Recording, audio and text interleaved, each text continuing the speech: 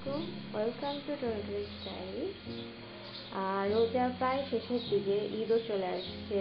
আর হয়তো আজকে যেহেতু 27 রোজা, আর তিনটা রোজার পরেই হয়তো 29 রোজা হলে ঈদ হয়ে যাবে।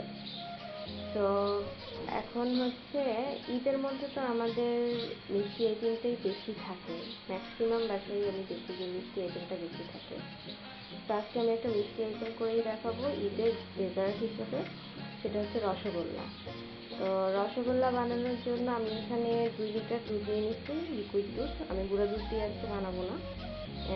এর আগে আমি একবার গুঁড়া দুধ দিয়ে বানাইছিলাম, বাট ওটা আমার ওরকমভাবে সফট হয় না। তো এবার লিকুইড দুধ দিয়ে ট্রাই করতেছি, দেখা যাক কীরকম। দুধটা যেহেতু ফ্রিজে ছিল, তো এটা বলক আসতে একটু সময় লাগবে। এখনও ওই যে বরফ হয়ে আছে, বোঝা যাচ্ছে। তো এটা যখন একটা বলক চলে আসবে, তখনই হচ্ছে আমি চুলা অফ করে দিব। আর চুলা অফ করে হচ্ছে আমি এটার সাথে মিক্স করব। এখানে 2 টেবিল চামচ হচ্ছে আমি ভিনেগার নিচ্ছি, সাদা ভিনেগার যেটা, ওটা নিচ্ছি। আর হচ্ছে 4 টেবিল চামচ পানি, এই দুইটা জিনিস একসাথে মিক্সড করে নিচ্ছি। এই জিনিসটা হচ্ছে আমি ছানা তৈরির জন্য ব্যবহার করব, লেবু আজকে আমি ইউজ করব না।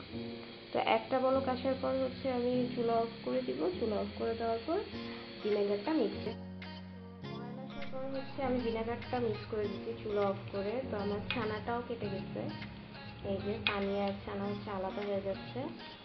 এখন আমি হচ্ছে এটাকে একটু ছেঁকে নিব একটা কটনের কাপড়ে।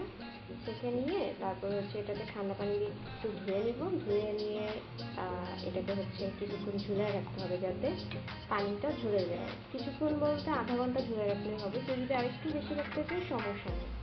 তো ঝুলায় রাখার পর তারপরে হচ্ছে আমরা এটাকে অন্য নেক্সট যে স্টেপ সেটাতে। আচ্ছা, পানি ঝরানোর পর এটা হচ্ছে বর্তমানে আমার ছানার অবস্থা। পুরোটা পানি ঝরাই নিছি আমি। এখন আমি এটাকে হচ্ছে মথে নিব।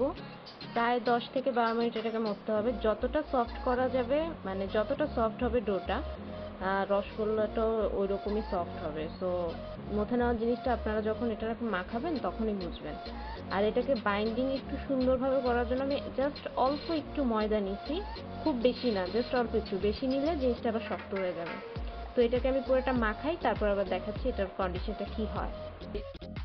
আমার ছানা মথে নেওয়ার পর আমি হচ্ছে এরকম গোল গোল বল করে নিচ্ছি।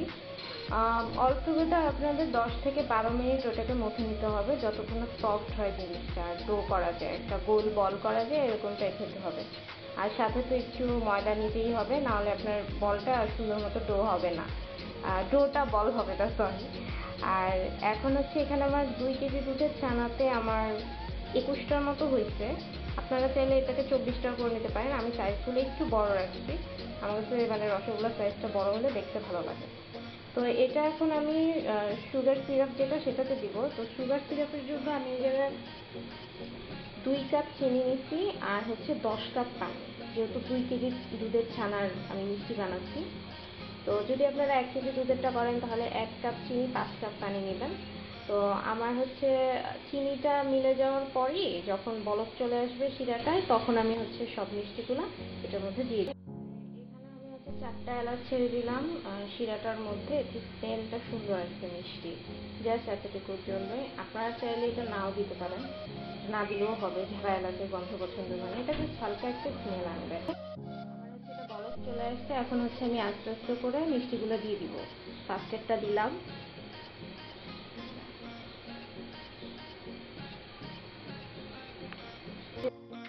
আমার মিষ্টিগুলো সব দেওয়া শেষ। এখন হচ্ছে আমি এটাকে 5 মিনিটের জন্য হাই হিটে রাখবো, আর হচ্ছে ঢেকে দিব আর কি। তো এই যে ঢেকে দিলাম, 5 মিনিট ওয়েট করতে হবে। এই তো 5 মিনিট পরের অবস্থা। এখন হচ্ছে অনেকটাই ফুলে গেছে। এটাকে জাস্ট আমি মিষ্টিগুলোকে একটু উল্টায় দিব আর কি, সবগুলো মিষ্টিগুলোকে। এই জিনিসটা আপনারা হাঁড়িটাকে একটু নাড়ায়ও করতে পারেন, বাট আমার কাছে এইভাবে উল্টায় দেওয়াটা ভালো লাগে, সেভাবেই উল্টায় দিলাম। মিষ্টিগুলো কিন্তু ডাবল হয়ে যায় মানে শিরাতে দেওয়ার পর।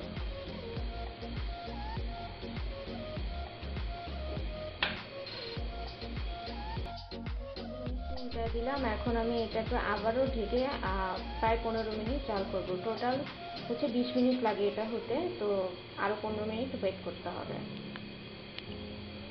তো এই হচ্ছে সে সম্পূর্ণটা হয়ে যাওয়ার পর আমার রসগোল্লার ফাইনাল লুক। এটাকে আমি পরিবেশন করে তারপর আবার দেখাবো যে দেখতে কেমন হয়েছে বা ভিতরের সফটনেসটা কেমন। এটা আমি ছবিতে আপনাকে ছবিটা ভিডিওতে অ্যাড করে দেওয়া হবে রসগোল্লার। তো আজকের জন্য এই পর্যন্তই। ডেজার্টটা আপনারা ঈদের জন্য বানাতে পারেন, মিষ্টিটা, যেহেতু মিষ্টি আমাদের ঈদের মধ্যে খাওয়াই পড়ে, আর এটাতে মিষ্টির পরিমাণ তো অনেক কম থাকে, স্পঞ্জ রসগোল্লায় মিষ্টির পরিমাণ তো কম থাকে, তো যে কেউ খেতে পারবে। তো আজকের জন্য এই পর্যন্ত। সবার ঈদ ভালো কাটুক। যদিও সিচুয়েশনটা ভালো না, তারপরও বলি ঈদ ভালো কাটুক, ঈদ যেহেতু আনন্দের জিনিস। ঈদ ভালো কাটুক, আর সবাই ভালো থাকবেন। আর আমাদের ইনস্টাগ্রামে ফলো করবেন, টোনাটুনি স্টাইলতে, টোনাটুনি স্টাইলের পেজে লাইক দিয়ে পাশে থাকবেন। আর প্রতিছবিতে অ্যাড হয়ে যেতে পারেন যারা ফটোগ্রাফি পছন্দ করেন। আর যারা খাবার দাবার নিয়ে ইন্টারেস্ট আছে তারা পেটুকে জয়েন করেন। আজকের জন্য এই পর্যন্তই। আল্লাহ হাফেজ।